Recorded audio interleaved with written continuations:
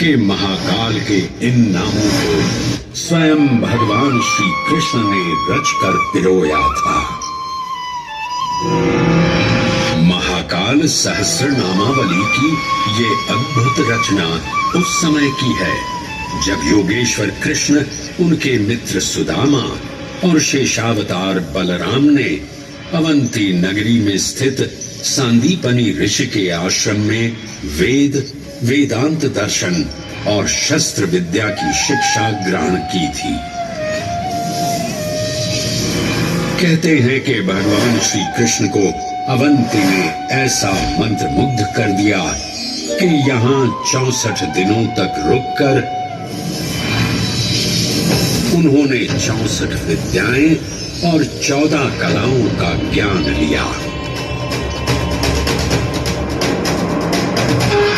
उज्जैन का संबंध महाभारत से भी जुड़ा हुआ है। इस महान महाकाव्य के वन पर्व में उल्लेख किया गया है कि महाकालेश्वर मंदिर में स्थित कोटि तीर्थ जल का स्पर्श मात्र करने से अश्वमेध यज्ञ के समान फल प्राप्त होता था।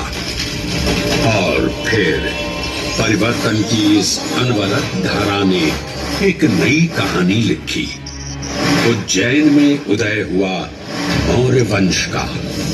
सम्राट बिंदुसार ने अपने पुत्र अशोक को उज्जैन का राज्यपाल बनाया और समय के साथ अशोक के शासनकाल में धर्म का विस्तार हुआ।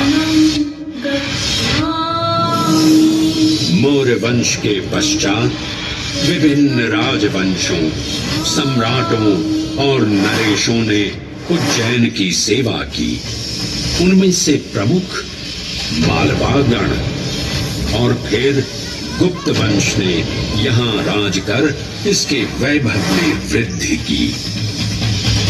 उज्जैन ने अपने भव्य तेज से जहाँ महात्माओं और शासकों को आकर्षित किया, वहीं इस नगर पर आतताइयों की दृष्टि भी पड़ी।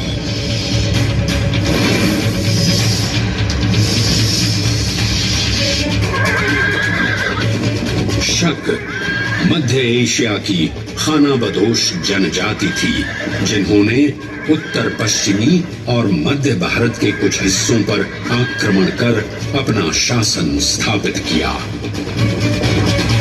ईसा पूर्व प्रथम शताब्दी में जब भारत शकों के अत्याचार से त्रस्त था,